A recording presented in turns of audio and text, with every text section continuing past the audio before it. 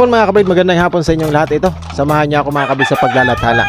Another day, another vlogs na naman. So ang tema natin ngayon is magpapakita tayo ng mga na-harvest nating mga pasisiw ngayong season na 2025 mga kabrid. Mga pagpapakilala sa kanila at mga development nila. Mga ideas natin kung paano natin sila nire-raise or pinapalaki, and then yung mga improvements and failures mga kabrid. So tara, samahan niyo ako.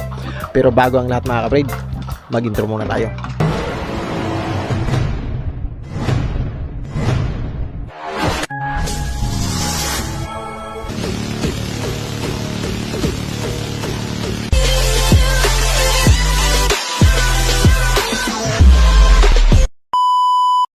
So magandang hapon mga kabrid, andito na naman po tayo sa isang araw na naman at isang hapon ng pag-update, paglalathala tungkol sa ating mga alagang manok dito sa ating maliit na backyard mga kabrid. So ang laman po ng video na ito ay pagpapakita, pag-share at pag-update sa kasalukuyang pangyayari and then improvement sa ating munting backyard ng pag-aalaga ng manok mga kabrid. So sinasagot natin ang mga katanungang kailan ba tayo nag-harvest ng ating mga alagang sisiw mga kabrid, yung kailan ba natin sila nilalagay sa tama nilang lugar mga kabrid, paano tayo nag-harvest at ano ang mga tinitingnan natin para sila ay ma-harvest na or mailagak na sila sa kanilang talagang kulungan na pangatandang na mga pang chicken houses na nila mga kabrid. So tara, samahan niyo ako.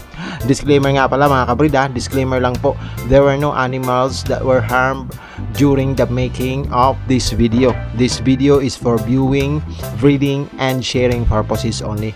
I was just trying to share my knowledge on how I raise my chickens and fowls in my small backyard mga kabrid. So ayan mga kabrid, makikita nyo yung ating isang tornado hatch mga kabrid na brown red. Tapos ito naman yung isa, ito yung first batch nung nakaraang taon natin, and then yung isa naman po is yung ating third batch na iyon. So ang second batch natin is wala na tayo ditong natira mga kabrid. So ito naman ang ating kasama sa first batch. Nagpapalit po siya ng balahibo, isa po siyang kilso sa pamamaraan at prosesong inbreed mga kabrid. Siya po ay kilso, and then tayo po ay patuloy lang sa pag-aalaga. Kahit ano na siya, nagpapalit ng balahibo, dyan lang tayo kung ano lang ang ibigay sa atin na sitwasyon pagkakataon. So ayan mga kabrid, isa sa apat, isa yan sa mga masisilik ko mga kabrid. Masisilik ko yan sa ating gagamitin ulit yung magtutuloy sa ating mga pa-breeding. Apat na piraso yan, dalawa lang ang napili ko dyan. Ang dalawa po is for culling mga kabrid. So may mga tendency mga kabrid na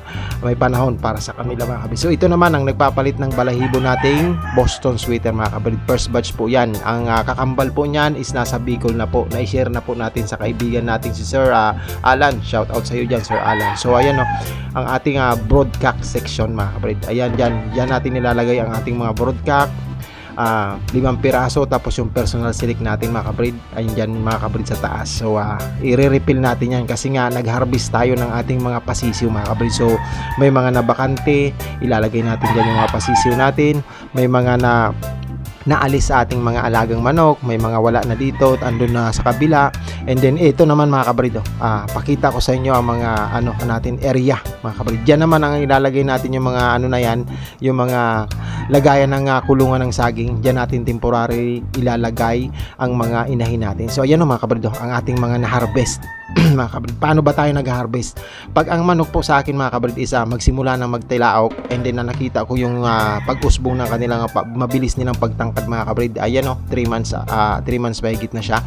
Pag nagtilaok na yan or nakita kong humaba ng kanilang mga buto-buto dahil sa pag-develop mga kabrid, kailangan na natin silang mailagak sa isang malawak na chicken houses mga kabrid, para po hindi maapektuhan ng masikip na kulungan ang ating mga alagang manok sa pagtanda nila mga kabrid. Kailangan na nilang mailagay. So nag-harvest na po tayo, nailagak na natin ang mga kailangang ilagak. Yung mga nagtitilaok na ng mga maliliit pa lang na sisiw noon, nagtilaok na sila ngayon. Ayan mga kabrid, ayan mga kabrid, yung mga bago nating harvest mga kabrid, red kelso inbreed mga kabrid.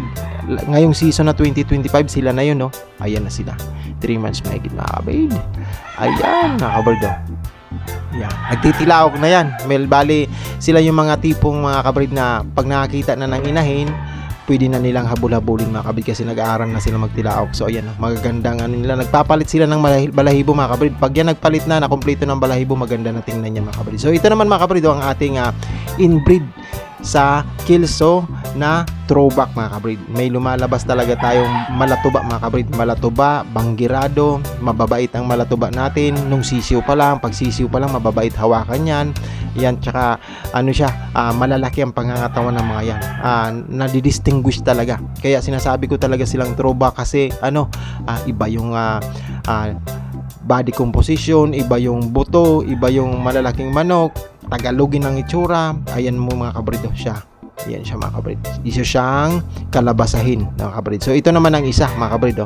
Ang sabi ko sa inyo dati pa na maganda ang tayuan niya. Isa siyang round head Kelso. Ayan ang inbreed natin. Mahaba bias, pencil pitan po siya. And then ayan, white feather po siya. Ayan siya. Ayan, mga bagong harvest natin yan mga kabrid, mga pasisiw natin. So ayan mapupula agad sila. So ito naman ang mga bagong harvest natin na ayan mga pure puti mga kabrid sa Kelso natin. Yan ang medyo okay sa atin. 4 na piraso lang yan na palusot natin sa puti dahil syempre hindi naman natin expected na marami agad.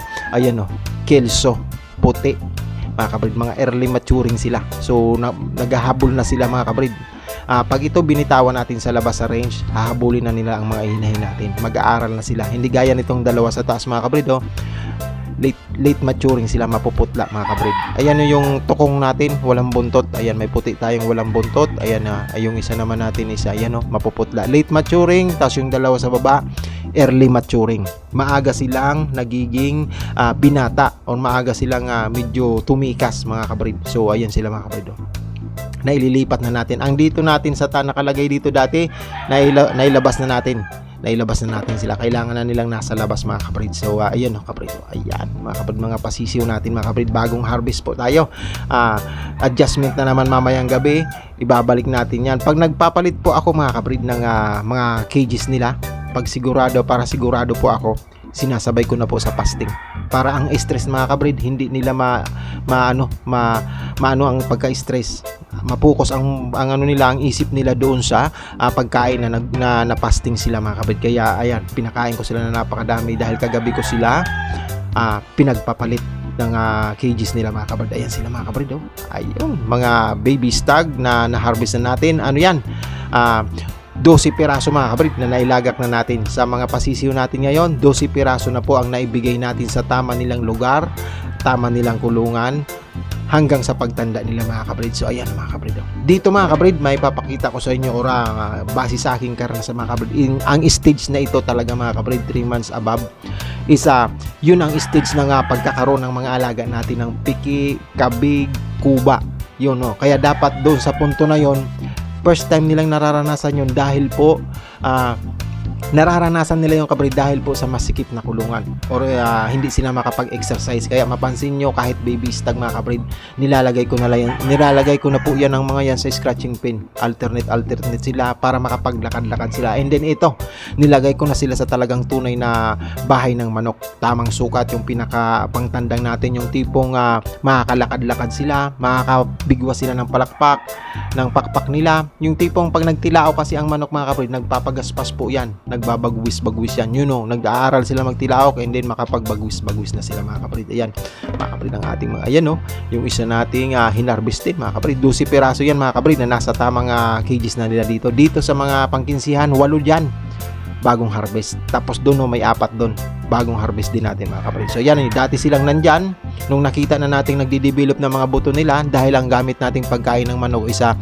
Stag Developer 4 Plus na, and then crack corn mga kabrid, and then multivitamins mga kabrid na calcium lactate mga kabrid. Ayan na sila, nailipat na natin sila. Tapos dito naman binigay natin dito ang mga sisiw dun sa brooder, yung mga developing sisiw mga kabrid. Ayan sila mga third batch natin mga kabrid, mga third batch natin yan. Ayan mga sinibalang. Gustong gusto ko tong sinibalang na to mga kabrid kasi yung itim niya, 3 kulay siya mga kabrid. Yung iba natin is brown tsaka puti lang. Tapos yun nakakita tayo ng sinibalang na lalaki na 3 ang kulay. Gusto ko sa sinibalang kabrid, binubuo ng 3 kulay ang kanyang balahibo. So ayan mga kabrid, ang mga sisiyo natin mga kabrid. Yung mga natin crossbreed na last breed natin, crossbreed sa gamit na crossbreed, binukod na rin natin sila kasi ang bilis nilang lumaki. Tsaka matitikas yun mga kabrid. Ayan ating inahin mga kabrid. Yung mga naka-range natin na mga 4, yun naman ang ilalagay natin dito sa mga lagayan ng ano ng manok, yung lagayan ng saging na cage na maliit, diyan na natin sila ipipermanent mga kabrid ng mga inahin natin. Pag nangitlog sila, saka lang natin sila papakawalan mga kabrid.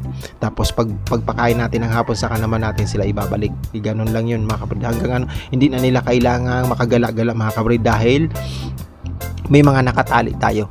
Nagkakagulo po ang mga nakatali natin sa labas pag sila po ay nasa range mga kabrid, dahil syempre chicks yun talagang habol-habol mga papaanohan sila ng tilaok hanggang sa isa yan sa mga nagkakaroon ng dahilan kung bakit ang mga alaga nating nakatali sa labas is mga nakakawala, dahil pipigla sila para habulin nila ang mga nasa range, and then ayun, nakawala, tatakbuhin yung isa, makikisayaw hanggang sila ay magkaroon ng hindi magandang pangyayari, which is lagi kong nararanasan mga kabrid. So para maiwasan ko po yon, ang mga inahin natin na talagang nagpapapatong na or ready for breed na, lagi na silang nasa bahay nila mga kabrid, para maiwasan natin ang disgrasya mga kabrid. So ayan mga kabrid, salamat sa iyong patuloy na pagsabayan. Tuloy-tuloy lang po ang isang GPC Backyard sa pag-alaga sa abot lang ng mga kaya. Kaya natin to. Kaya ko to. Kaya ko to kahit ako lang mag-isa. Kaya ko to kahit kinakapos ako. Kaya natin to. Huwag tayong sumuko mga kabrid sa natin. Kakayanin kahit parang malabo na. Kakayanin kahit parang mas malabo pa sa sabaw ng pusit ang survival natin dito mga kabrid. So ayan ang ating gray mga kabrid. May pasisyo na tayo sa gray. Crossbreed natin last. Ngayong pinakalas natin. Ang bilis niyang lumaki. Ayan matikas agad kabrid. Ang ating mga mid to high lang yan. Mga mid to high, hindi yan pwedeng tumangkad mga kabrid. Para sa akin, kung tama ang aking pabreeding sa gamit na aking linyada sa Milsim Black and then Milsim's Gray, magkakaroon lang sila ng mga mid to high na tangkad. Samantalang yung mga kilso natin, ayan ang hahabagan ng bias, mga maninipis mga kabrid, matatangkad. So ayan, maraming salamat. Patuloy lang po sa pag-share. Kung may mga komento po kayo, may mga gusto kayong suggestion, may mga nakikita kayong pagkakamali, comment down below lang po mga kabrid. Para ma-improve ko, matuto ako, may tama ako ang sarili ko, and then makapag-share ako ng mas maayos-ayos para sa mga susunod na vlog mga kabrid. Keep sharing lang, yun lang ang kailangan ko. Keep sharing lang. Maraming salamat. Tuloy lang sa buhay. Adjust doon, adjust dito. Pag maluwag, magpakain ng masarap. Pag hindi, adjust, depende. Bilang breeder mga kabrid, backyard breeder, given yan ang pagkakapos. So patibayan na lang, pagalingan sa pagdala ng mga problema, and then diskarte mga kabrid. Salamat sa patuloy na pagsabay dyan, and then hopefully po mga kabrid, lagi lang po kayong nasa maayos na kalagayan. God bless po sa inyong lahat, and then maraming salamat po.